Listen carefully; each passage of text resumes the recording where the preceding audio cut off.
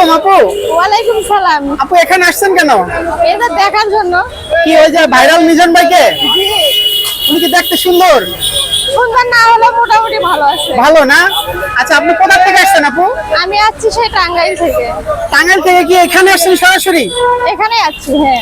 এখন কি ভাত খাবেন নাকি আপনি চলে যাবেন? খাবো না, খাওয়া দাওয়া করবো। খাওয়া দাওয়া করবেন? কি আজকে কি দিয়ে খাওয়া দাওয়া নিয়ত করছেন? দেখি গরু মাংস দিয়ে খাবো। গরু মাংস? তার মানে আপনি গরু মাংস দেখে আসছেন? না, গরু মাংস দেখে আসিনি। আসলে মূল কথা হলো আমাদের মিজান ভাই ভাইরাল হওয়ার ফলে দূর দূরান্ত থেকে মানুষজন আসে। আমি কালকে একজনকে দেখছি বরিশাল থেকে আসছে। হ্যাঁ, বরিশাল থেকে আসছে। আমরা আগে দেখিনি, তবে পরশুদিন দেখছি রাতে।